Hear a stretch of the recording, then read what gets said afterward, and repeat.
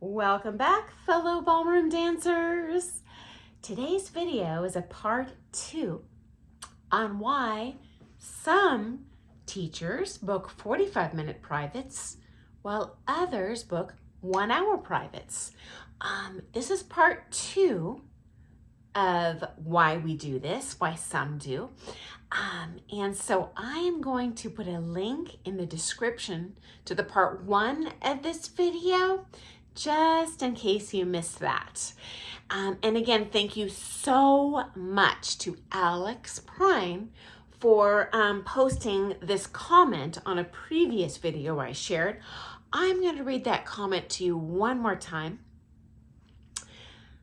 I am appreciative of your videos, but please offer hour-long lessons. 45 minutes never feels like enough.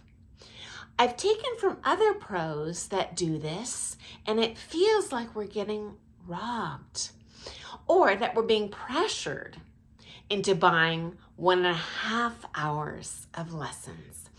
But thank you for all your insight. So excellent question. And honestly, guys, when I was a student, starting out in my dance career, my first few teachers I took from did teach 1-hour privates. And from then on, all the pros I took from taught 45-minute privates. And at first, honestly, I was totally in the same boat you are. Alex, I was thinking, is this a ploy to get me to spend more money on you and book up more time? And so thank you for sharing this comment. Guys, anytime you have a question about something I post, or you have a concern that you're like, well, I'm afraid to bring this up to my teacher, but I'm getting hosed over here, please ask me about it. And I'm honest, guys. I'll tell you if I think your pro's being a schmuck, or possibly if there's a legitimate reason to why they are doing whatever strange thing it is that they are doing. Okay, so my first question for you on this is, have you considered asking your pro for 1-hour privates? Almost every pro I know who books 45-minute privates is willing to book on that 15 minutes if you'll pay for the extra 15 minutes of time. So I don't even know if that's occurred to you, but absolutely. And if you feel you can learn more and will learn a lot more, and it's worth the extra 15 minutes, heck yeah, book it. I would be surprised if someone doesn't offer that, okay, guys? Likewise, I have students who can't afford a 45-minute private, and I'll amortize that as well. So if someone wants a half an hour private, sure, I'll book you on the half an hour. I personally find 45 minutes to be the sweet spot, but this does vary quite a bit per person. And you know how your brain works, more than anyone else. Okay, guys? Okay, next up. If you're taking from a high-level pro who are good enough to produce the best students, the reality is they're very likely fully booked, okay? And they need as many time slots as possible to fit in all their students that want lessons. And we love all our students. We want to make enough space to see them all. Plus, if you're a professional dancer, I highly recommend that you keep those doors open to always leaving some spots to welcome new students. Here's why. Ballroom dancers do have usually somewhat of a shelf life. Not everyone is a nutcase like me that does it for decades and can't get enough of it. Usually, they could quit for any number of reasons. They gain 10 pounds, they don't want to wear Lycra, they're dating someone who's jealous that they're dancing with a different pro than, and that person doesn't dance. They get injured. These things do happen. And I have seen some pros who are booked up with very few students. That, mind you, while those students are taking with them, they're fully booked. But when they quit, they have to switch careers because they can't immediately fill up all that time with new students and then make ends meet with their bills. So pros, I do encourage you to do that. Likewise, I've talked about some teachers that are really high level. I have seen students basically book them full time. They take them on retainer, they pay them a high salary, and they take unlimited amounts of lessons whenever they feel like it. But it does come at the cost to the pro of not being able to teach others. Sometimes it's even in that contract they can't social dance with others. And that's between you and your pro. I personally think that's probably not worth the money, but I'm not made of money. That's me. And pros, I would caution you to do that because I have seen a pro do that. And this lady paid him an arm and a leg to be his sole student, fly him literally first class around the country, compete at all sorts of comps, enter tons of events, wined and dined him, and she dropped him like a drop of a hat. And he actually had to quit teaching because he could not find enough students in time to kind of fill, to pay any bills. And so he no longer teaches. And that was, he quit, 10 years ago at least. So it's sad to lose a really good level pro to the industry due to something like this. Okay, next up. We are a service industry. What does that mean? It's not a 9-to-5 bank teller type job, guys. There are only certain days of the week, certain hours of the day that I will call prime time. They are very popular, where we are hopefully able to get our students in when it can work for their schedule.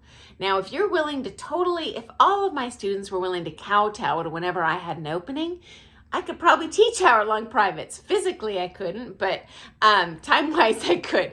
But here's the reality. Most students are not going to want to come in the middle of the day during work hours or school hours, okay?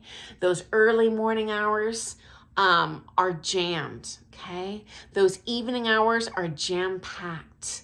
The studio we teach in often doesn't have as many hours available to me also during that prime time because they have social dances running at night. They're packed with group classes at night, and they got fitness classes packed there in the morning. As a matter of fact, the studio that I used to own for 15 years, someone else runs it now, I can't get in there hardly at all because it's jam-packed with groups and fitness classes and social dances. So very limited hours that we have to kind of pigeonhole these people into. I'm not throwing shade. As a former studio owner myself, I totally understand that those events, those big fitness classes, those huge group classes, those huge social dances, those are what pay the bills. Ballroom dance private lessons pay diddly squat. And that studio is basically doing me a favor by offering me relatively extraordinarily cheap time per hour compared to, $1,000 an hour a wedding might be paying for that same floor space privilege. Okay, guys? So I get it, but it does put some constraints on our career and our schedules that we work around as best we can. Okay, guys? Okay, next up. The vast majority of social level, beginning level teachers do offer 1-hour privates, and they regularly book them. There's a couple reasons for this. Number one, they're not popular. I had championship level pros working for me, and I had social level pros working for me. Those championship level pros were booked fully 100% of the time. They probably could have taught 15-minute privates and still been booked. Whereas every single social pro, with very few exceptions, unless they had a lot of charisma, were out there hustling to try and get enough privates to make ends meet, okay? So I had pros making hundreds of $1,000s, booking 45-minute privates, high-level pros, and a couple very popular social level pros with a lot of charisma and the ability to teach. And then I also had a ton of 1-hour booking people that no one wanted lessons with, okay, guys? And there was a reason for that. They had less to offer in terms of information. Or they just weren't a good teacher. Maybe they were a high-level teacher. The only exception would be when a new championship level pro moves to town, often they will book 1-hour lessons temporarily as a marketing tool to draw students in. Or they will book 45-minute privates and give you the 1-hour private, again, as somewhat of a bait and switch to get you addicted to their teaching, at which point they'll probably book up, and they definitely, when they book up, will switch to those 45-minute privates, okay, guys? Next up, those low-level social pros, that lesson is geared to have fun. Okay, now I could teach a social couple 5 hours straight and they would digest it all and have a blast. But you guys, the high level couples that are trying, or individuals that want to compete, that want to social dance at a high level, that want to look beautiful on the floor, that want to feel beautiful in their partner's arms and light, those people, I am ramrodding them with information that is hard to learn. Okay, guys, if it wasn't hard to learn, everyone would be a champion. I find they do check out at about the half-an-hour mark for how much I can really give them quality information that's going to improve their dancing. Okay, so if you want, it depends what your goals are. If you have social dance goals, you just like following your pro around, hey, you know what? Take umpteen hours in a row. If you are a competitor, I would encourage you to take less privates in a row, a little less time. I personally, in my experience, you're going to get a little more value for your money. And me as the pro, I'm always thinking about what's the max value I can give this person for their money, okay? Finally, if your goal is just cheap lessons, you want to pay less per hour, usually, guys, you get what you pay for, okay? So, for example, if I wanted cosmetic surgery, I could go to a plastic surgeon here in the United States and have my, boob job or whatever. By the way, I do not recommend that, ballroom dancers, anyway, but pretend I did. I would pay out the yin yang if I took here, or hey, I can fly to Mexico and do it at 1/10 the price. But there is a opportunity cost to doing that. So if your pro is charging, really cheap per minute, hopefully you're getting a fabulous bargain. And if you're getting joy out of your lesson and feel like you're improving, hey, go for it. But in my observation, most of the time, this is not the case. You're actually probably getting what you're paying for. So I hope that's been insightful for you. And if you have criticisms, if you disagree, if you have questions, please, I encourage you to ask, and I can share my honest opinion. And thank you so much again, Alex, for your really important comment. Because guys, if you're thinking it, guarantee 100 other people are, and it's so helpful for me to choose my next topic I'm going to post on, because I always want to share stuff that's of most interest to you. Okay, guys? So thanks again, Alex, and I'll see you guys tomorrow. Doodles!